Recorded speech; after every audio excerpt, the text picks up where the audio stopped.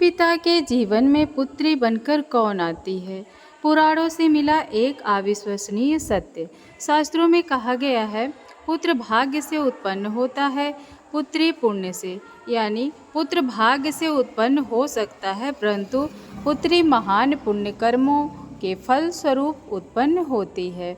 पर क्या आपने कभी सोचा है कि आपके घर में बांसुरी बजा रही वह छोटी सी बच्ची आखिर कौन है?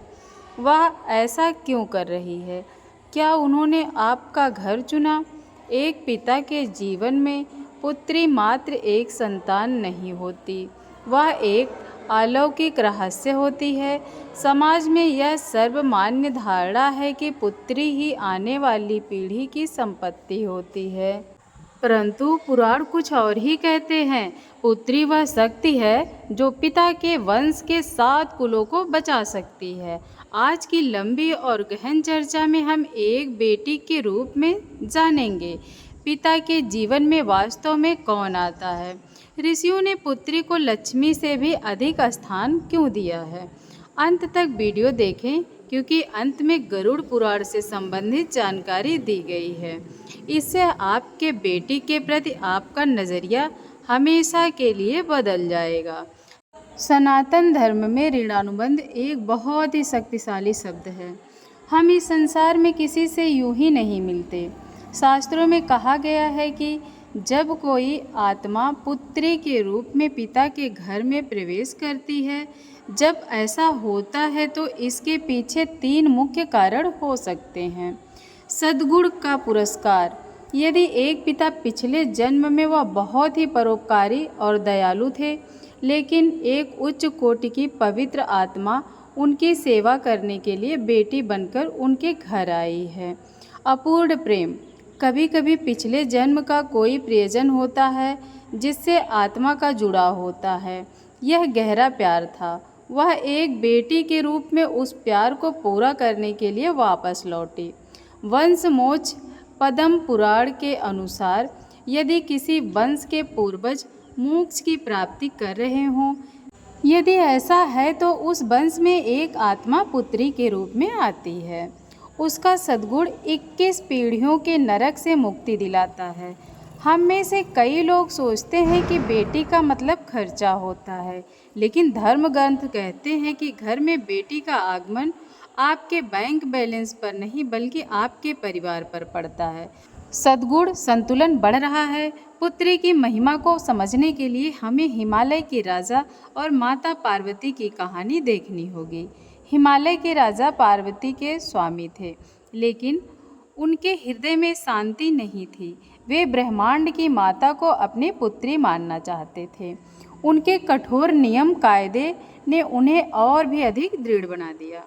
उनकी तपस्या से प्रसन्न होकर देवी पार्वती का जन्म उनके घर में हुआ।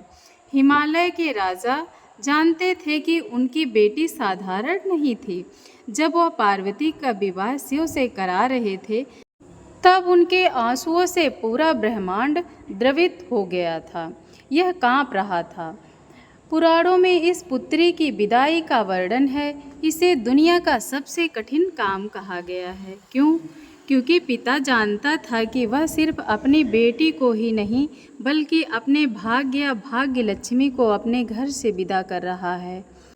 एक पिता जो अपनी बेटी का सम्मानपूर्वक पालन पोषण करता है और उसे सक्षम हाथों में सौंपता है, वह ब्रह्मलोक में स्थान प्राप्त करे। यह पुत्री का उपहार है। हमारे समाज में एक बहुत ही गलत धारणा प्रचलित है, बेटी दूसरे की संपत्ति होती है। लेकिन ब्रह्म वैवर्त पुराण इस विचार का खंडन करता है। यह कहता है कि बेटी पिता की संपत्ति होती है। धर्म फल रक्षक एक बेटी अपने पिता की सुरक्षा कवच होती है, जो उन्हें बुढ़ापे में या कठिन समय के दौर मानसिक रूप से टूटने से बचाती है। संस्कृत का वाहक एक पुत्र वंश को आगे बढ़ाता है, लेकिन पुत्री 2 वंशों को आगे बढ़ाती है। पिता और ससुर सुधार और संस्कृत जीवित रखती है। शास्त्रों में पुत्री को आश्रम कहा गया है, अर्थात जिसकी छाया में पिता को शांति मिलती है। ध्यान दीजिए, जब कोई पिता दिन भर की मेहनत के बाद घर लौटता है तो उसके चेहरे पर मुस्कान या उस कॉल से उसकी सारी थकान दूर हो जाती है। यह कोई साधारण शारीरिक जुड़ाव नहीं है, यह आत्मा का जुड़ाव होता है। हिंदू धर्म में कन्याकर्ता यानी पिता का दर्जा सर्वोच्च होता है। ऐसा क्यों? बहू का उपहार भूमि, भोजन या सोने के उपहार से श्रेष्ठ क्यों माना जाता है? गरुड़ पुराण के अनुसार जब कोई पिता अपनी संस्कृत पुत्री का विवाह किसी गुणी पति से करता है तो वह न केवल एक संतान का त्याग करता है बल्कि अपने जीवन में अर्जित सभी भ्रमों और अहंकार का भी त्याग करता है। यह बलिदान, इसकी कोई तुलना नहीं। ऐसा कहा जाता है कि बहू को सौंपते समय पिता द्वारा पढ़े जाने वाले मंत्र उसके पूर्वजों को प्रसन्न करते हैं और उन्हें स्वर्ग में उच्च स्थान प्राप्त होता है। जिनके पास पुत्री नहीं होती वे इस परम सद्गुण से वंचित रह जाते हैं, इसलिए पुत्री होना ही सर्वोपरि है।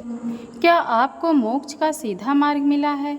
आधुनिक विज्ञान भी इस बात को स्वीकार कर रहा है कि पिता और पुत्री के बीच एक विशेष प्रकार का भावात्मक संबंध होता है, जो पुत्रों के बीच के संबंध से कहीं अधिक। शोध से पता चला है कि पिता का अपनी बेटियों के प्रति प्रेम, सुरक्षात्मक व्यवहार से उसके मस्तिष्क में ऑक्सीटोसिन हार्मोन का स्राव बढ़ जाता है, जिससे पिता की आयु बढ़ जाती है।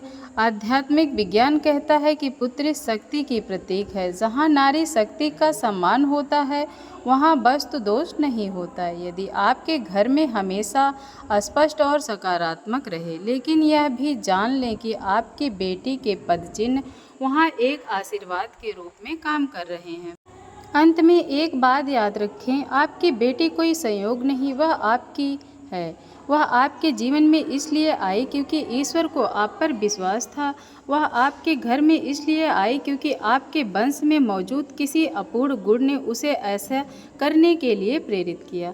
जब वह मुस्कुराती है तो आप जान पाएंगे कि देवी लक्ष्मी आपसे प्रसन्न है। जब वह रोती है तो आप जान पाएंगे कि आप खुश हैं, भाग्य मुझसे मुँह मोड़ रहा है।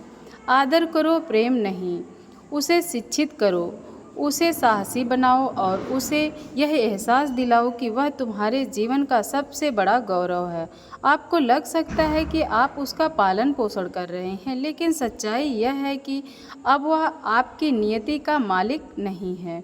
यह आपके जीवन में अच्छाई के साथ आया है और आपका दिन बदल दिया है। आपकी बेटियां महज बच्चे ही नहीं हैं, वे स्वर्ग से आई देवदूत हैं। दोस्तों, आपके जीवन में आपकी बेटी की क्या भूमिका है? क्या आपने कभी महसूस किया है कि उसके आने के बाद आपकी किस्मत बदल गई है? आप हमें कमेंट में अपने अनुभव के बारे में बता सकते हैं। अगर आपको वीडियो पसंद आए तो लाइक करें और उन सभी माता पिता के साथ शेयर करें जो लोग दुनिया में सबसे ज़्यादा अपनी बेटी से प्यार करते हैं। इस तरह के वीडियोस देखने के लिए चैनल को सब्सक्राइब करें। धन्यवाद दोस्तों। राधे राधे।